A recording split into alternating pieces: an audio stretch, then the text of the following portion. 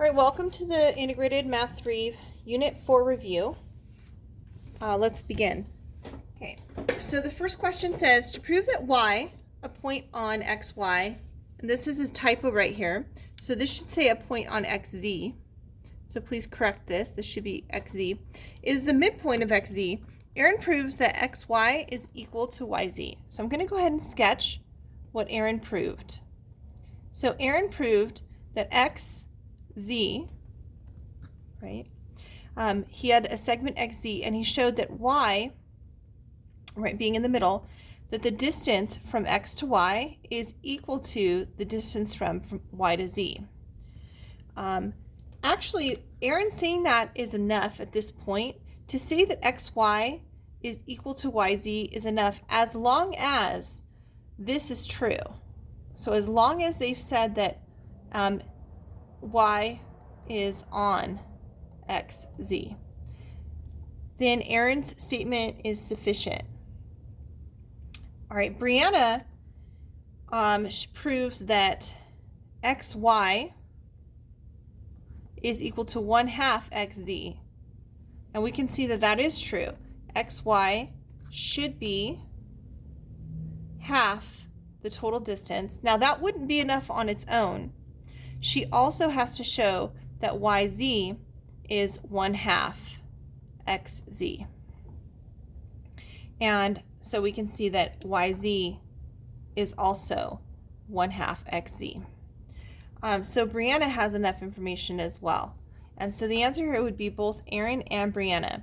So important things to note, you to show that something is the midpoint, you either have to show that this happens, right, that both segments are half the total, or you have to show that this happens, that the segments are congruent and that y is on xz. Oh, also here y has to be on xz as well.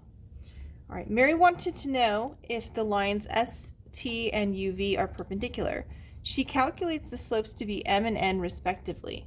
Which statement below proves that ST is perpendicular to UV? All right, so perpendicular slopes, an example of that, if you have a slope like a over b, and you have a slope perpendicular to it, the relationship is that one will be the opposite reciprocal of the other. And this is always true of perpendicular lines.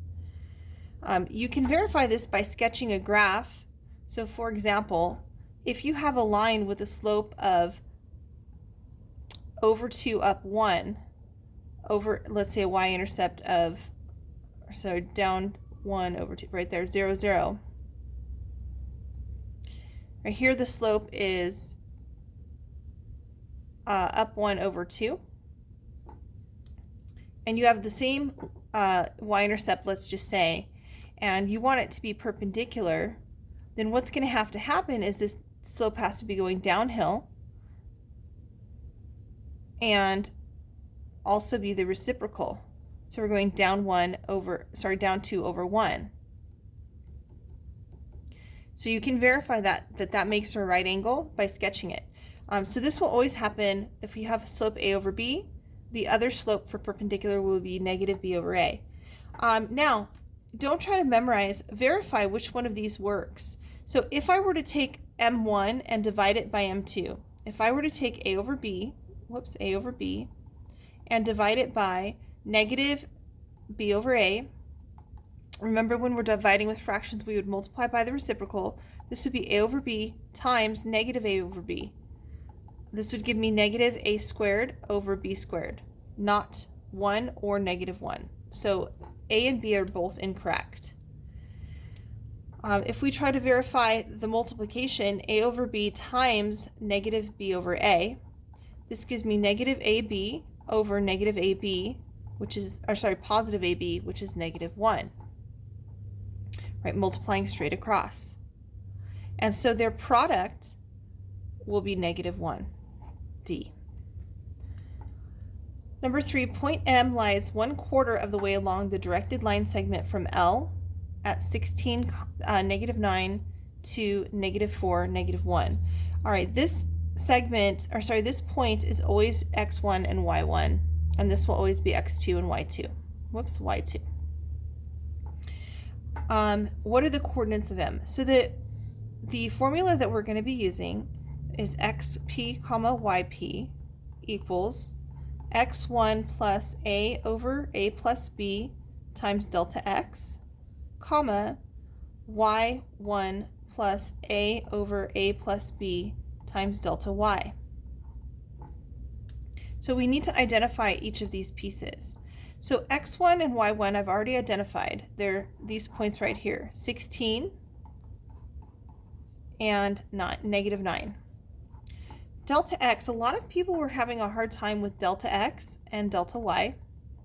I'm going to remind you that if you're not sure what delta x is, you can sketch the 2 points. So we're at 16, -9.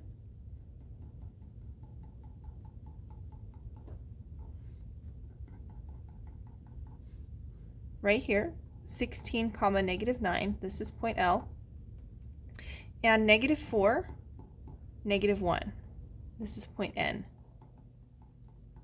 All right, delta x is the change in x, and it's the directional change in x. So what I notice is that delta x is, we've decreased 20 units, so -20. And delta y is the change in y. We've raised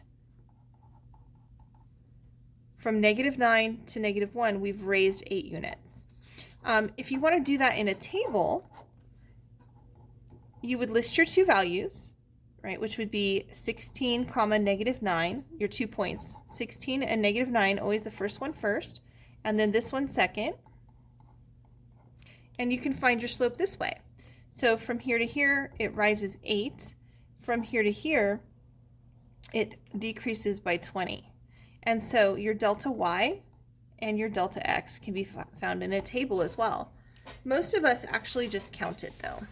All right, so I'm going to identify that. So delta x is -20 and delta y is +8. And then I need to identify a over a plus b. All right, so to identify this, it says point M lies 1/4 of the way along the directed line segment. So 1/4 of the way between L and N. So if it's 1/4 of the way, well, there's 1/2. 1/4 would be right here, which means I'm partitioning into quarters. So I have 1, 2, 3, 4 quarters. And point P, or sorry, point M would be right here, 1/4 of the way. So your ratio is not 1 to 4, your ratio is 1 to 3. So this is my A and this is my B. So my ratio again, A is 1 and B is 3. This will always, right, the ratio though will always be right here. We can write it as 1 over 1 plus 3 times the change in x, -20, and 1 over 1 plus 3 times the change in y, which is 8. However, what you should notice is that this is 1/4. This is our ratio right here. We don't actually have to do this. If they give us the fractional value in the question, we can just use it. All right, so that gives me 16 plus, it's 1/4 of -20, and then -9 plus 1/4 of 8.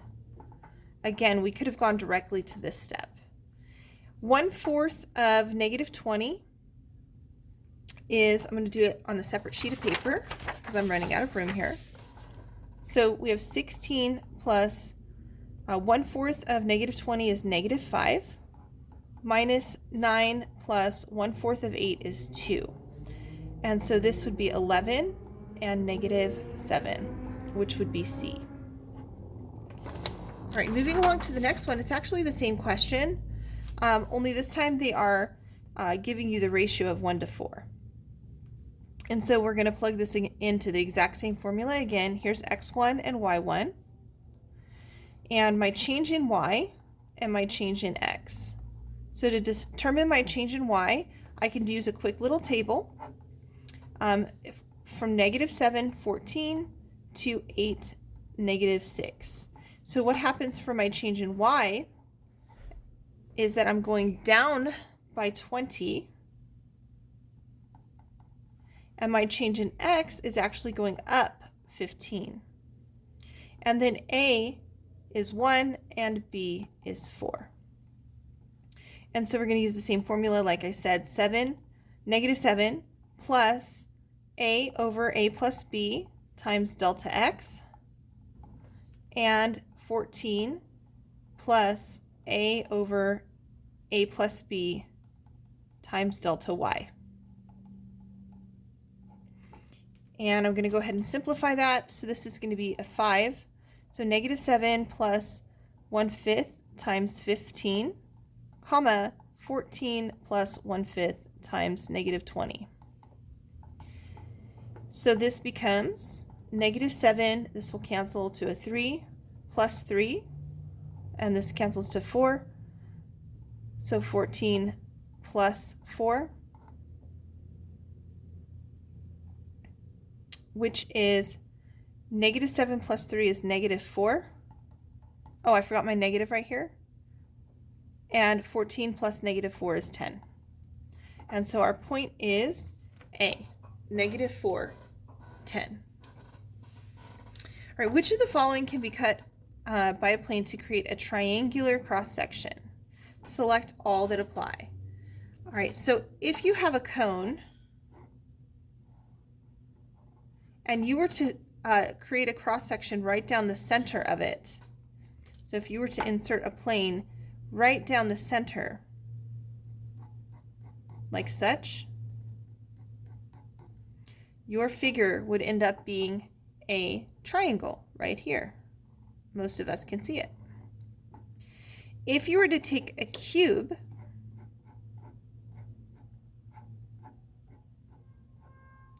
and you were to cut off just the corner of the cube right here, so slice it like there and take off the corner, you would also end up with a cross section that is a triangle. There's no way to get that from a cylinder. A pyramid, if the pyramid were to have a square base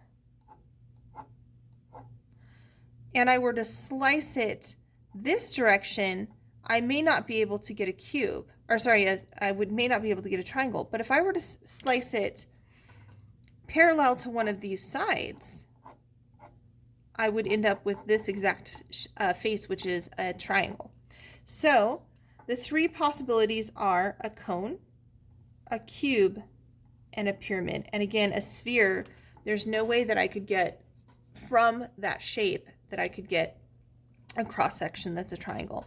Again, if you look and we were to cut this direction, right, you could see that the image would be a triangle.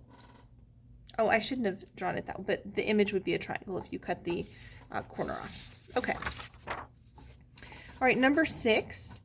When graphed on the coordinate plane with origin O, well, I'm going to go ahead and graph it then. The origin is right here at O. Lines L and M have the same slope. Okay, that means that they're parallel. Line L intersects the axis at A, which is A, 0. So A, 0 is like right there, right? A is at A, 0. So it doesn't move, it moves side to side, but not at all up or down. And it intersects the other axis at 0, B. So 0, B. There's point B. And so line L is doing something like this. Then it says line N intersects the axis at C, 0. So C, 0. So moving side to side, but not up or down.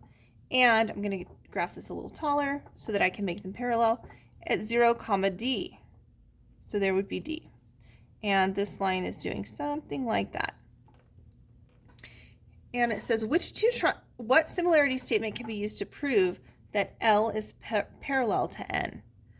All right, so if these two triangles, triangle AOB is similar to triangle COD, then the two lines will be parallel. And they are similar because they both have a 90-degree angle, and since the lines are parallel, corresponding angles are congruent. So these are two similar triangles. The similarity statement would not be ABC. There's no triangle ABC. AOB, so AOB and DOC, those are the wrong order, right? They must correspond. So A corresponds to C and B corresponds to D. BOA and DOC, that would do it right there. And those are your two similar triangles. Line S has equation, here's my slope M and there's my y-intercept B. So y equals negative 2/3 x plus 1. Line T passes through the point 6, 1 and is parallel. Okay, so if it's parallel, then the slope of line T is also negative 2/3. So I can automatically eliminate these two because they're the wrong slope. That would be for a perpendicular line. It says which equation represents line T? So I'm going to use the point slope formula because I know a point and the slope. The point slope formula is y minus y1 equals mx minus x1. And I'm going to substitute in my x1 and my y1 and my slope m. So I have y minus y1 equals m x minus x1. And then I'll simplify because I need to put this into slope-intercept form. So I'll simplify and I get y minus 1 equals negative 2/3 x plus, that would be, my 3's would cancel, that would be plus 4. And then I would add 1 to it and I get y minus 1 equals, y equals, my bad, y equals negative 2/3 x plus 5. So it would be C. You could also sketch this. I'm going to do that on a different sheet of paper so I can give you a second method. So they tell you that it passes through the point 6, 1 right here, and the slope is negative 2/3. So I could move up and left, so up 2/3, up 2/3, and I'll be right there.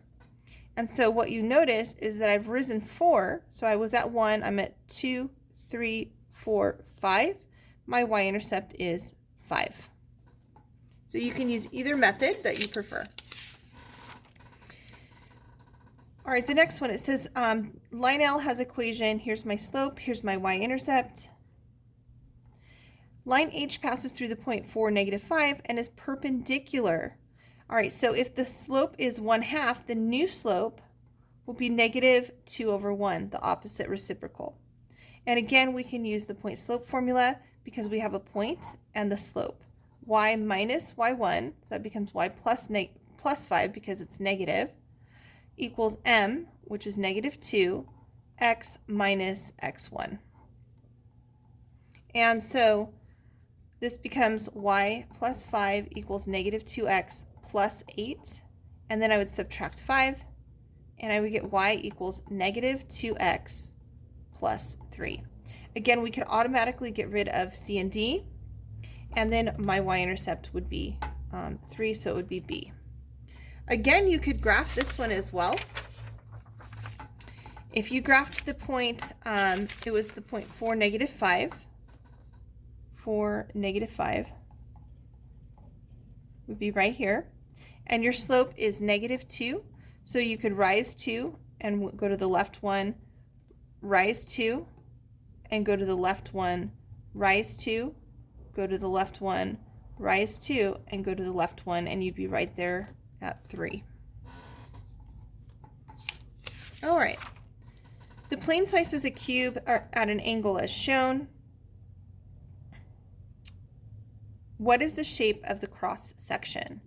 All right, so it has 1, 2, 3, 4, 5 sides. A 5-sided figure is called a pentagon. So this would be a pentagon. 6 sides is a hexagon. 7 sides is a heptagon. 8 sides is an octagon. And 9 sides is a decagon. I'm sorry, not a decagon, that's 10 sides, is a nonagon. And 10 sides is a decagon. All right. Next page. A parabola has a focus of -4, 0. Right there, -4, 0, and a directrix of, please stop graphing these wrong. X equals -2 has to cross through the x-axis at -2. What is an equation for the parabola? There's also a typo here. This should have a -3. Okay. All right. So that means that so the distance from V to F is equal to the distance from V to the directrix. Another way of saying that is V, right? The vertex is the midpoint of the line between F and directrix. So that means that my vertex is right here. My vertex is at -3, 0. And then also the focus must lie inside the vertex. Must lie inside the parabola. It's like a satellite dish, right? With like a receiver coming off of it. So here's my satellite dish, and then the receiver is somewhere in the center. So always this focus will be inside the parabola. Well, if the vertex is here, the parabola must be opening towards the vertex. Towards the focus. And always it will open away from the directrix. So towards the towards the focus and away from the directrix. All right. Now the formula that we're using is, since it's sideways facing, x equals 1/4p y minus k squared plus h. And p is the directional distance between V and F, which is -1. P is not 1, it is -1. If it's opening to the left, this value, right, A, will always be negative. So x equals -1/4 y minus k is 0, squared plus h. Well, h is negative. And y minus 0 can be simplified to just y. So this is -1/4 y squared minus 3, d. All right. The next one, the graph shows the parabola and its focus F. So the focus is 2 units below. That means that P is -2. Also, your directrix would be right here, right 2 units above. Okay, so our vertex is right here at 2, 6. This is a downward facing parabola, so it's a y equals. It's y equals 1/4p x minus h squared plus k. And so we're going to put p right here. So that's going to be 1/4 times -2 x minus 2 squared plus k. And this becomes -1/8 x minus 2 squared plus 6, which is right here b. All right, what does p represent in the general equation? So this value of p. So remember, p is the directional distance between the vertex and the focus. And so I wrote up here that the vertex is the midpoint between the focus and the directrix. Also, I wrote that the distance from V to F is equal to the distance from V to the directrix. So they could say that in whichever way they want. So let's go ahead and read them. It says that P is the distance between the focus and the directrix. The distance from here to here, that is not true. P is the distance between the vertex and the directrix. No, it is not. They're equal, but this is not P, so that is not true.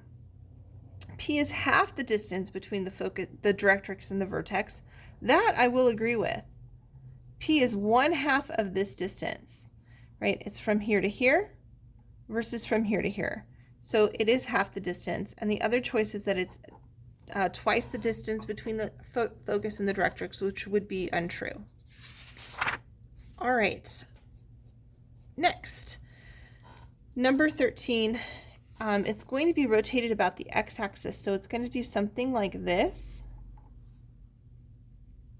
And so my figure is going to have some kind of a hole in the center. I don't know if you can see that, but it's going to have some kind of a cylinder going through the center. And it's going to look something like this along the outside of it. So it will look something like C. In order for this to happen, right, we would be rotating this about this line. Like if I were to rotate my semicircle around itself like this, I would get a hemisphere.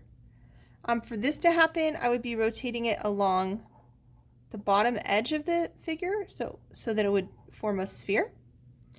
And this one we talked about it would be rotating about the was the line x equals 1, I believe. Okay, so it's definitely C. All right, the rectangle below is twice as tall as it is wide. It is rotated to generate a cylinder. Well, any of these will generate a cylinder. If I rotate about line A, what I see happening is I'm going to create a cylinder that looks like this. All right, but it wants us to create a cylinder that has a diameter equal to twice the height of the cylinder. All right, so the height of the cylinder right now is, so it wants the diameter to be equal to twice the height. So if we look at this, for sure the diameter is not twice the height. If we were to rotate about B, the figure that I would get is it would rotate around like this, and my diameter would now be equal to my height. So that would not be correct. So it's neither line A nor line B. If I were to rotate about line C, what I can see happening is I'll have something that looks like this.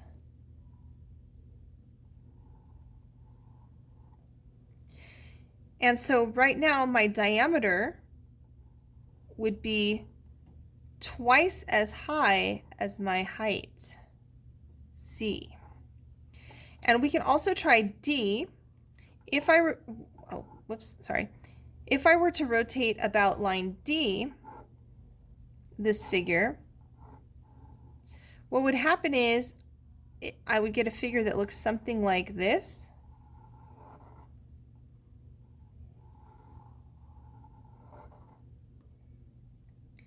And now my diameter would be 4 times the height. All right, so it would be line C. Guys, that's all. That's it. The test should not be very difficult. Please make sure that you study and ask me questions. Have a good evening.